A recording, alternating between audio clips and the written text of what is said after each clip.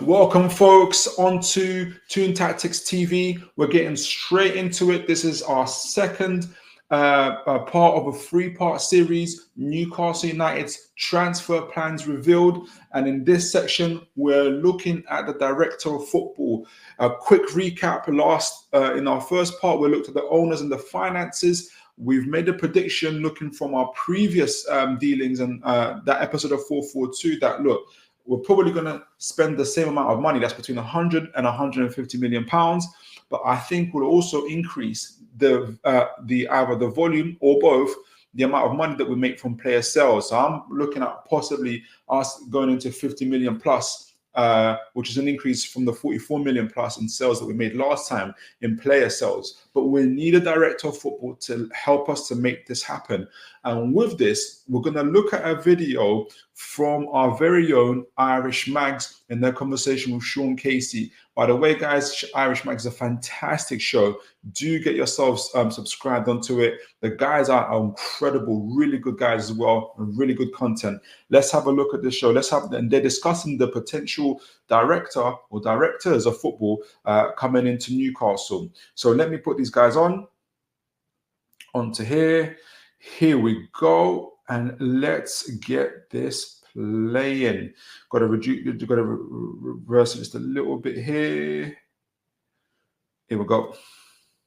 Ashworth has done what he needed to do, but as a natural progression, I think we need to evolve kind of past him and bring in a different skill set. You know, you need probably an elite negotiator who has an eye for a player, and then you also need somebody who is incredibly stats heavy. You know, so if you bring in... So here, Sean is discussing the possibility of not just having one director of football, but having two directors of football. That's essentially splitting Dan Ashworth's role into two. Say Phil Mitchell and Phil Giles.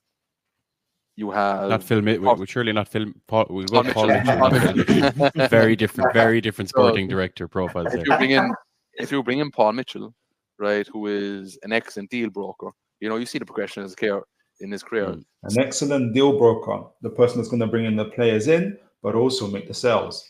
Scout, you know, chief scout, sporting director, you know, consultant, all this kind of stuff, you know. So, like, if you have a Paul Mitchell, and if you have somebody like Giles from Brentford, he's actually developed. Do you ever use the 12 app there? It's for stats on football games.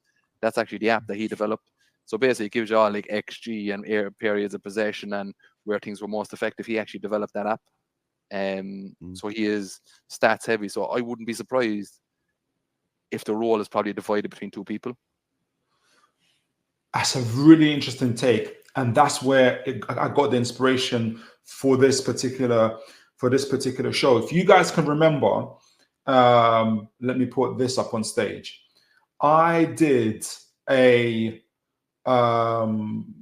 a show recently when we looked at the possible replacements for Dan Ashworth in terms of directors of football.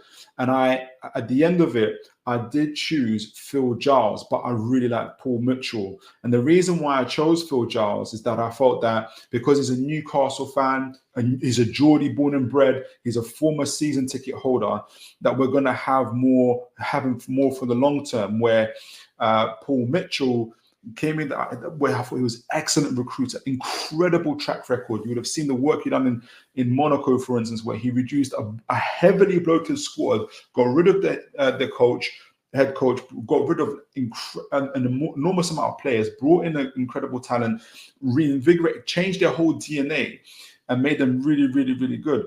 And let's not forget what he did in Tottenham, bringing in the likes of Dele Alli. Like, he's got an incredible track record. I just didn't think that he would stay at Newcastle for very, very long. And I didn't think the owners would want to risk it with someone where you could have a repeat of what happened with Dan Ashworth. But I didn't consider the fact that they could in fact split Dan Ashworth's role into two. So you have the recruiter in the form of in the form of Paul Mitchell, bringing players into the first team, also selling players, which he's very, very good at. He's very active in that. He's a former scout himself, so he knows a good player. He's also very data driven as well, so he can speak that language with Eddie Howe and make things happen. Phil Giles, on the other hand, like he says in this, and you guys, this is a direct quote from him. He's not. He says of himself, "I'm not a coach.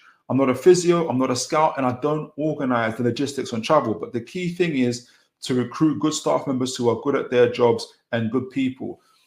He can do the Dan Ashworth role. He can make sure that the current structure that Dan Ashworth left behind can continue to grow. But not only that, and has been pointed out by the guys in the Irish Mags, he is an incredibly stats-driven person. I think he's even a PhD in it, as a professor in it.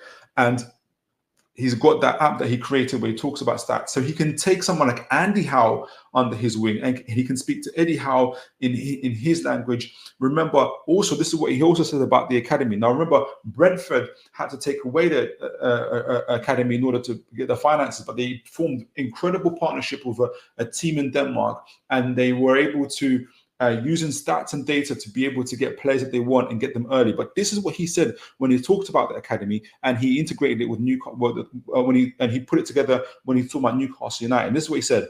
So we decided we would focus absolutely everything on that objective. From the perspective, you could say, yes, it's been successful. That's taken away the Brentford Academy. If I'd been in that job in Newcastle, for an argument's sake, because I'm from there, you never would have made that decision, because it's got a big catchment area and lots of young players who want to come, and it should bring players through.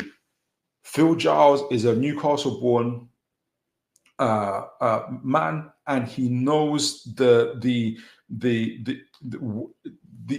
enormous potential within Newcastle to bring in incredible young players through, and he would focus on that. So you'd have, on the one hand, Paul Mitchell focusing on the first team, bringing players through, selling players, and that would be incredible for this summer window. And you'd have Phil Giles, on the other hand, continuing the structure that was formed by Eddie Howe, and then essentially, Eddie Howe by Dan Ashworth, and continuing to bring in the infrastructure together. And you'd have that, I think you'd create almost a super team together with Eddie Howe.